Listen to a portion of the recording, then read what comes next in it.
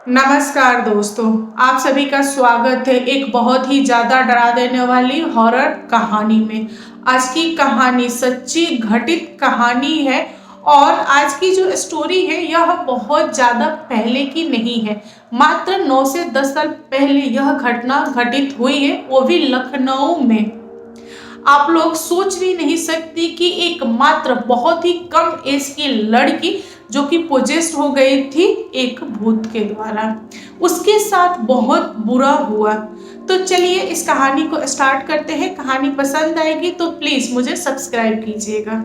दोस्तों, एक प्रीति नाम की लड़की थी जिसका एज मात्र 15 साल था और उसके जो पापा थे वे सरकारी ऑफिस में काम करते थे, तो उनका ट्रांसफर लखनऊ हो गया। प्रीति को लखनऊ आए हुए मात्र 1 से 2 दिन हुआ था और उसको लखनऊ काफी अच्छा लगा। प्रीति के पापा ने सोचा कि अपने ऑफिस के पास में रूम ले लेते हैं ताकि उससे ये फायदा होगा कि ऑफिस हम टाइम से चले जाएंगे, पिक का मतलब होता ना कि ट्रैफिक वगैरह का प्रॉब्लम नहीं होगा। इसलिए उन्होंने ऑफिस के अगल बगल रूम देखना स्टार्ट कर दिया। उनको बहुत सारे रूम दिखे बट पसंद नहीं आया। प्रीति के पापा को एक ऐसा घर पसंद आया जो कि सस्ते में मिल रहा था रेंट पे, और वहां पे हर एक चीज काफी अच्छी थी। उस घर में बहुत सारे कमरे थे प्लस गार्डन था जहाँ पे उनकी बेटी खेल सकती थी, माने सारी की सारी सुविधाएं थी। तो प्रीति के पापा ने ब्रोकर को बोला कि हमको ये घर पसंद है, मैं आज से यहीं रहूंगा, मैं यहीं पे अपना सामान शिफ्ट करवा लेता हूँ, आप एडवांस ले लीजिए। जब प्रीति के पापा एडवांस दे रहे थे ब्रोकर को, तभी वहां के पड़ोसियों ने आके प्रीति के पापा को मना किया कि आप इस घर को रेंट पे ना लें। लेकिन प्रीति के पापा ने रीजन पूछा, तब उन लोगों ने बताया कि देखिए, आपके घर से जस्ट सटे हुए में मुर्दा घर है जहाँ पे बहुत सारी लाशें जलाई जाती हैं। वहां से आधी रात में बहुत ही गंदी गंदी आवाजें आती हैं। अगर किसी ने उस आवाज पे रिप्लाई दे दिया तो जो भी भूत प्रेत वगैरह होते हैं वह पकड़ लेते हैं। और आपके साथ तो एक छोटी सी बेटी है, तो आप इसको सोचिए, इसको लेके सोचिए और यहाँ पे शिफ्ट मत होइए। प्रीति के पापा और मम्मी ये दोनों लोग भूत प्रेत वगैरह में विश्वास नहीं करते थे, इसीलिए इन लोगों ने मना कर दिया। इन लोगों ने बोला कि भूत प्रेत वगैरह कुछ भी नहीं होता है और हम लोग यहीं पे रहेंगे। पड़ोसी का काम था बताना, पड़ोसी ने बता दिया, पड़ोसी अपने घर चले गए। पड़ोसी बोले जैसा आप लोग को ठीक लगे। अब प्रीति ने पूछा पापा से कि पापा क्या सचमुच में भूत प्रेत वगैरह होते हैं क्या? तो प्रीति के पापा ने बोला कि नहीं बेटा, ये सब गलत बात है, तुम जाओ खेलो और खेलने के बाद से तुम पढ़ाई करो, तुम्हारा एडमिशन कल मैं करा दूंगा किसी स्कूल में, अच्छे स्कूल में। प्रीति बोली कि ठीक है पापा। प्रीति चली गई। प्रीति बच्ची थी इसलिए उन सारी चीजों पे उसने उतना ध्यान नहीं दिया। ये लोग अच्छे से उस घर में रहने लगे। 1 सप्ताह कट गया और कुछ भी आवाजें नहीं आई। अड़ोसी पड़ोसी लोगों ने जितना कुछ भी बोला था सब का सब झूठ साबित हुआ। प्रीति के माता पिता यही बात कर रहे थे कि पड़ोसी कहीं के भी हो अच्छे नहीं होते हैं, कभी भी अच्छा सलाह नहीं देते हैं। दोस्तों, 1 सप्ताह बीत गए। प्रीति के जो पापा थे उनको वर्कलोड ज्यादा आ गया था, इसलिए वह ऑफिस से घर लेट आने लगे और घर पे सिर्फ प्रीति और प्रीति की माँ थी। तो ये लोग खाना वाना खा के आराम से सो जाते थे। कभी प्रीति के पापा 10 बजे आते थे, 11 बजे आते थे और प्रीति को बिल्कुल भी टाइम नहीं हो पाता था अपने पापा के साथ खेलने के लिए। सो वह बहुत ही ज़्यादा अपसेट रहती थी। डेली वह अपने पापा का इंतजार करती थी 10-11 बजे तक रात में जग के। कभी कभी जगह जगह सो भी जाती थी। छोटी बच्ची थी, कब नींद लग जाता था उसको पता नहीं चलता था, लेकिन कोशिश करती थी कि पापा का वह इंतजार करे, पापा से मिल के सोए। कभी कभार मिल लेती थी। यह जो सिलसिला था यह काफी दिनों तक चलता रहा। दोस्तों, 15 से 20 दिन बीत गए थे उस घर में। सब कुछ अच्छा चल रहा था। एक दिन प्रीति अपने पापा का इंतजार करते करते सो गई। उसको बिल्कुल भी पता नहीं चला कि उसके पापा कब आए, कब खाना खाए, कब सोए। प्रीति के पापा आए थे, प्रीति से मिले, उन्होंने देखा कि प्रीति सो रही है, फिर वो अपने कमरे में जाके सो गए। रात के करीबन 2 से 2:30 के बीच में प्रीति को लगा कि कोई उसका गेट बजा रहा है। वो हड़बड़ा के उठी और गेट खोल के देखी, कोई नहीं था। प्रीति भूल गई थी कि रात में कोई भी गेट बजाए, चिल्लाए, कुछ भी बोले, नाम पुकारे उसका, फिर भी उसको उठ के रिप्लाई नहीं देना है, इस बात का उसको बिल्कुल भी ध्यान नहीं रहा। उसने पूछा कौन कौन कौन, किसी का कुछ भी जवाब नहीं आया। फिर उसने गेट बंद किया और आके सो गई। जैसे ही प्रीति आधी नींद में फिर से सोई, फिर से गेट की आवाज आई। उसने दोबारा गेट खोला, उसने देखा कोई नहीं। वह नीचे आई, आंगन में देखी, कोई दिखाई नहीं दिया। फिर बेचारी जाके सोने की कोशिश की।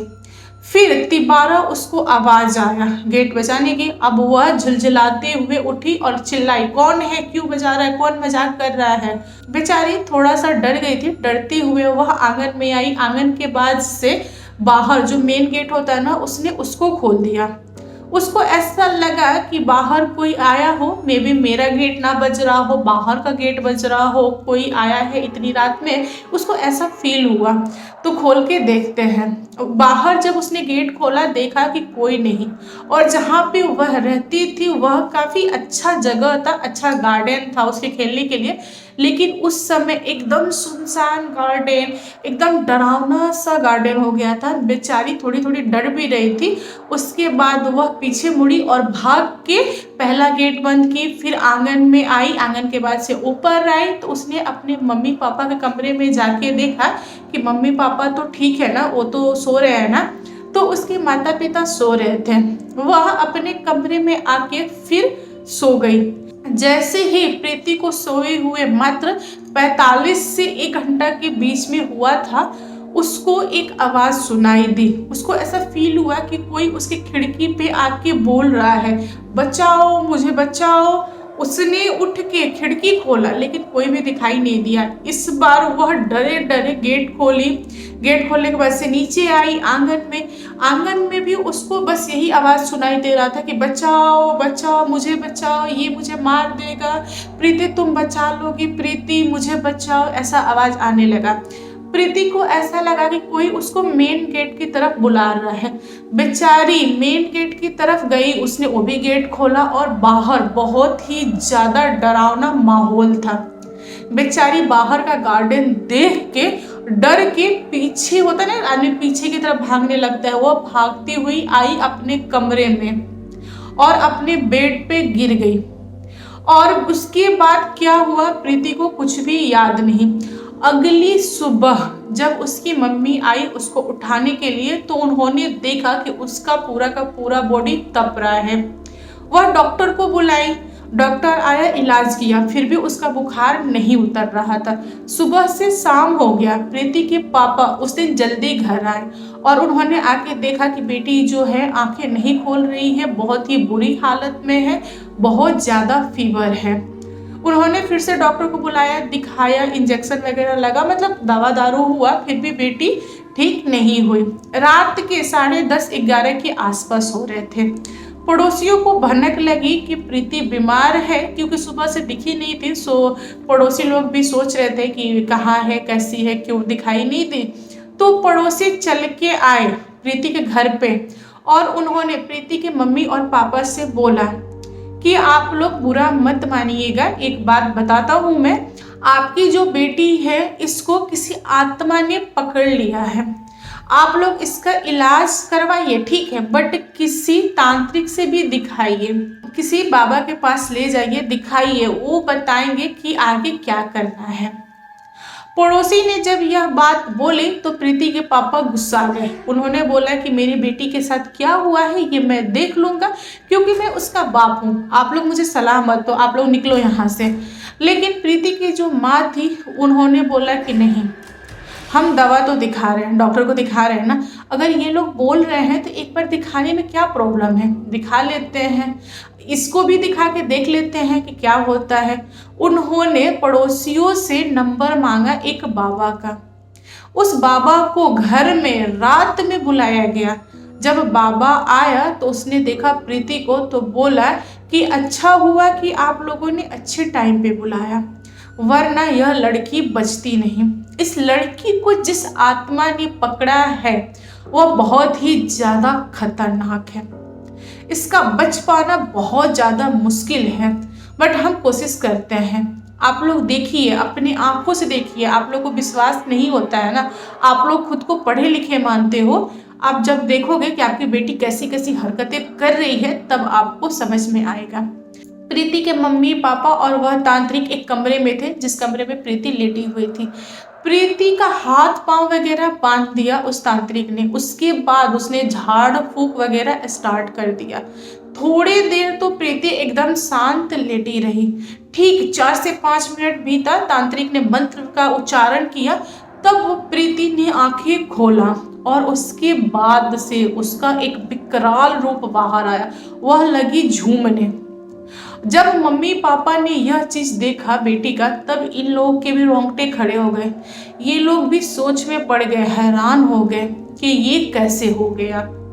यहाँ पर प्रीति के पापा को विश्वास नहीं था ना भूत प्रेत वगैरह पे। जब उन्होंने अपनी बेटी को इस टाइप की हरकतें करते हुए देखे तब उनको यकीन हुआ और उन्होंने तांत्रिक को बोला कि कुछ भी हो, कैसे हो, बस मेरी बेटी को बचा लो, क्योंकि यह एकलौती बेटी है मेरी, और जैसे ही यह ठीक हो जाएगी हम लोग इस घर को छोड़ देंगे, कभी भी यहाँ नहीं आएंगे, बस आप बचा लो। तांत्रिक काफी टाइम तक उस बच्ची पे कंट्रोल पाने की कोशिश किया, यानी कि जो बच्ची के अंदर आत्मा था उससे लड़ रहा था। आखिरकार तांत्रिक ने उस आत्मा को पकड़ लिया और आत्मा जहां से आई थी वहां रिटर्न हो गई। आत्मा जब निकली ना तो धुएं की तरह निकली और सारे लोगों ने परछाई टाइप से देखा। एक बहुत ही विशाल इंसान ने उस छोटी सी बच्ची को पकड़ रखा था, अपने अंदर जकड़ रखा था। बेचारी प्रीति बेहोश पड़ी थी।